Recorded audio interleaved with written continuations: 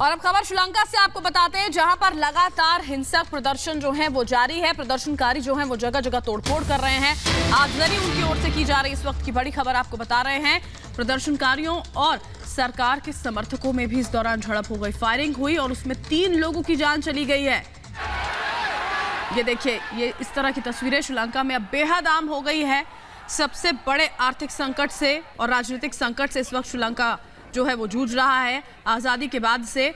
और अभी फिलहाल की स्थिति ऐसी है कि लोगों के पास खाना नहीं है और इसी के साथ साथ लगातार श्रीलंका की जनता जो है वो सरकार के खिलाफ आवाज़ उठाती हुई नजर आती है। सेना को शूट एट साइट का ऑर्डर तक यहाँ पर दे दिया गया है। वहाँ के पूर्व प्रधानमंत्री महिंदा राजपक्षे जो हैं उनके घर पर आगजनी कर दी गई थी। नेताओं के घर तक प्रदर्शनकारी जो हैं वो पहुंच जा रहे हैं और इस तरह की स्थिति जो है वो श्रीलंका में अब खराब होती हुई नजर आ रही है। ये तस्वीरें हम आपको श्रीलंका से दिखा रहे हैं।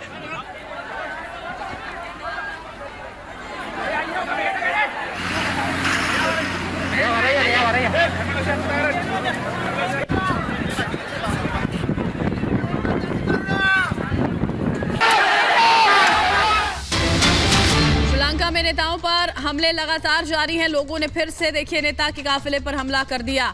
बड़ी खबर इस वक्त की हम आपको बता रहे हैं। नेताओं पर दरअसल यहां पर निशाना साधा जा रहा है। जो तस्वीरें आप देख पा रहे हैं, ये वीडियो बेहद डराने वाला वीडियो। पूरी की पूरी सड़क पर सिर्फ और सिर्फ प्रदर्शनकारी यहां पर नजर आते हैं, लोग नजर आते हैं। नेताओं की गाड़ी जो वहां से गुजर रही होती है उसको रोका जाता है। जैसे तैसे कर प्रयास कर इस गाड़ी को पीछे कर वापस लौटने की पूरी कोशिश की जाती है। लोगों के अंदर आक्रोश बहुत ज़्यादा है क्योंकि अभी जिस स्थिति से वहाँ की जनता गुजर रही है उसके लिए सरकार को सीधे तौर पर वो यहाँ पर निशाना उसके लिए साध रही है। और ये कहा जा रहा है लोगों की ओर से कि इसके लिए अगर कोई जिम्मेदार है तो सरकार में बैठे एक एक लोग, एक एक नेता जो है वो जिम्मेदार हैं और इसी वजह से जवाबदेही उनकी है और उनको लगातार निशाने पर लिया जा रहा है। ये देखिए कैसे ये गाड़ियों का काफिला, जो नेताओं की गाड़ियों का काफिला था, वो यहाँ पर आगे बढ़ता हुआ नजर आता है। लोग पूरी तरह से, श्रीलंका की जनता जो है बुरी तरह से उसको घेर कर रखती है और जैसे तैसे कर वहाँ से वापस वो लौट पाते हैं।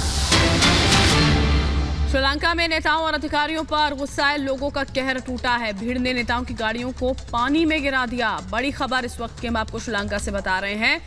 ये देखिए किस तरह का आक्रोश लोगों के बीच में मौजूद है, वो आप इन तस्वीरों से समझ सकते हैं। नेताओं की जो गाड़ियां थी, बड़ी बड़ी जो उनकी गाड़ियां थी, उसको लोगों ने पानी में गिरा दिया। वो प्रदर्शनकारी जो लगातार वहां पर सरकार के खिलाफ आवाज़ बुलंद कर रहे हैं, जिनका ये कहना है कि अगर ये हालात हैं तो उसके लिए आप जिम्मेदार हैं, वहां पर नेताओं और अधिकारियों पर लोगों का कहर ऐसा टूटा है कि नेताओं की गाड़ियों को पानी में यहाँ पर गिरा दिया गया। लोग यहाँ पर उन्हें खाना नहीं मिल पा रहा है, ना वहाँ पर बिजली है, ना पानी है।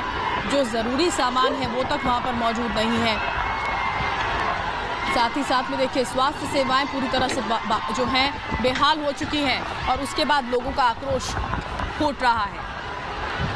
श्रीलंका में देखिए बिगड़ते हालात के बीच सेना तैनात कर दी गई है। सेना को दंगाइयों को गोली मारने के आदेश हैं। कोलंबो में सेना तैनात है। देश के दूसरे शहरों में भी सैनिकों को अभी फिलहाल भेजा जा रहा है।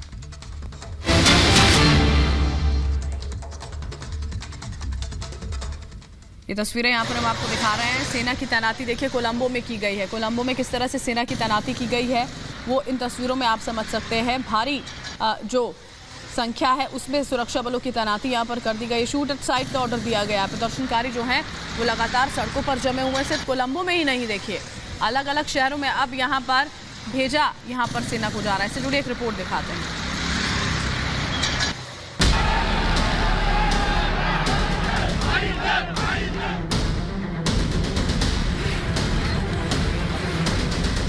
गोटबाया का ऐलान, नई सरकार से थमेगा संग्राम। श्रीलंका में तबाही का खेल कब तक?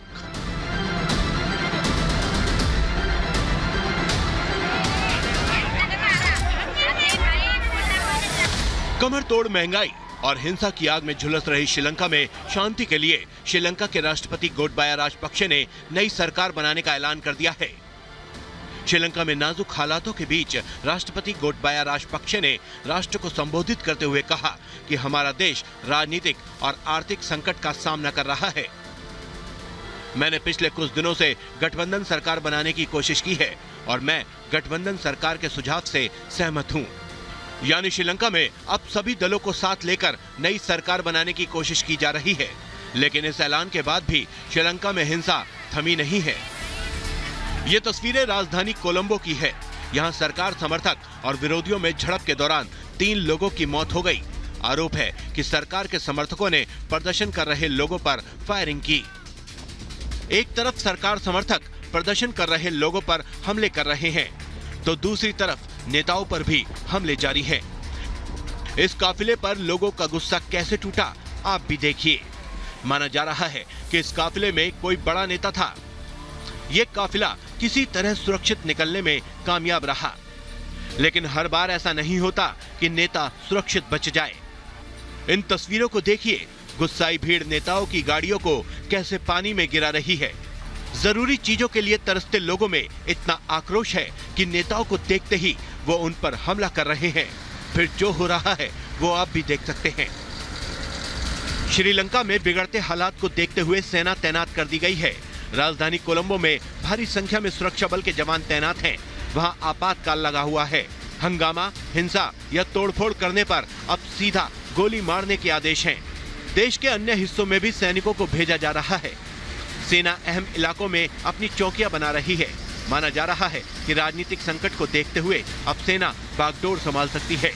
Bureau report, Republic Bharat. Sri Lanka में संकट के दौरान एक परिवार सबसे ज्यादा चर्चा में है और वो है राजपक्षे परिवार। सरकार में इस परिवार के करीब 40 लोग शामिल हैं। एक रिपोर्ट दिखाते हैं आपको।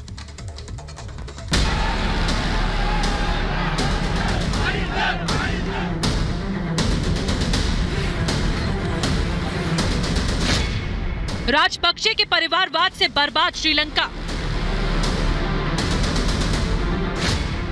सरकार में बड़े पदों पर बैठे थे 40 सदस्य।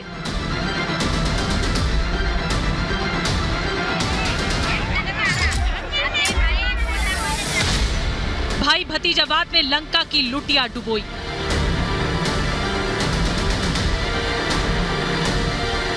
श्रीलंका जल रहा है। हर तरफ हिंसा और आगजनी का माहौल है।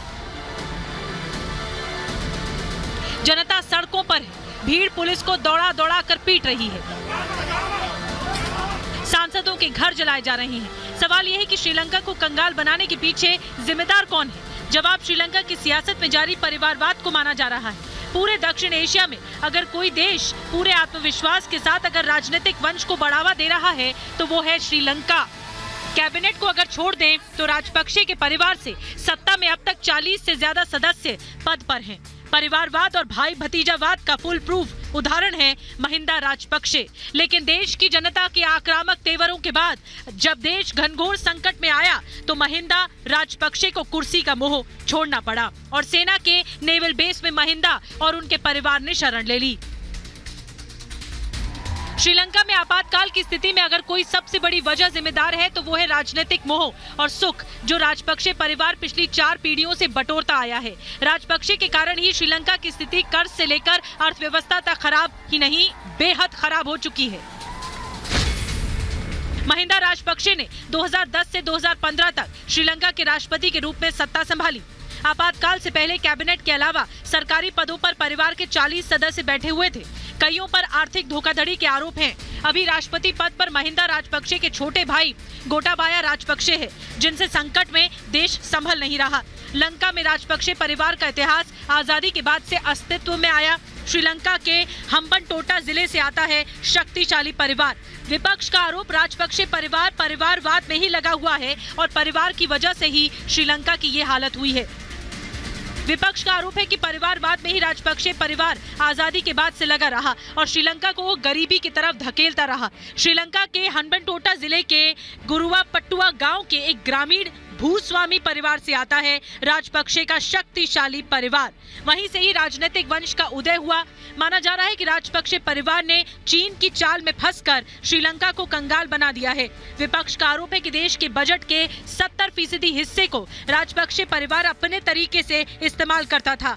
जाहिर है चीन की नीतियों को लागू करना श्रीलंका को इतना भारी पड़ा कि देश कंगाल हो चुका है और आज वहां मरने मारने के जैसे हालात पैदा हो चुके हैं।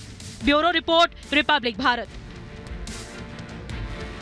श्रीलंका अपने सबसे बुरे दौर से इस वक्त गुजर रहा है। देश में खाने पीने से लेकर पेट्रोल, डीजल और बिजली तक के लिए हाहाकार मचा है। प्रधानमंत्री महिंदा राजपक्षे पहले इस्तीफा दे चुके हैं, लेकिन हालात सुधरने का नाम नहीं ले रहे। जगह जगह आगजनी और हिंसा की तस्वीरें सामने आ रही हैं। श्रीलंका की इस हालत के पीछे की वजह क्या है और कौन इसके लिए जिम्मेदार है? क्या चीन का कोई खेल है इसमें? इस रिपोर्ट से समझिए।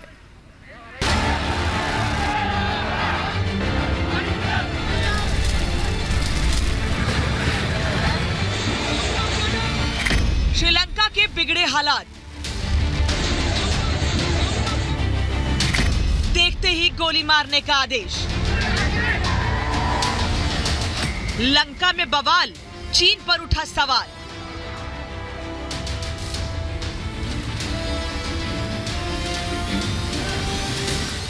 श्रीलंका अपने इतिहास के सबसे बुरे दौर से गुजर रहा है।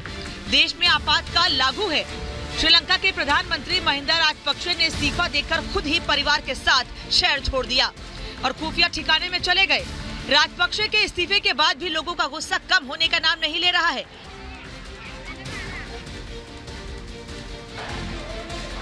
शहर शहर आगजनी की तस्वीरें सामने आ रही हैं। सड़कों पर लोग हिंसक हो रहे हैं। कहीं खाने पर लड़ाई तो कहीं पेट्रोल डीजल पर बवाल हो रहा है।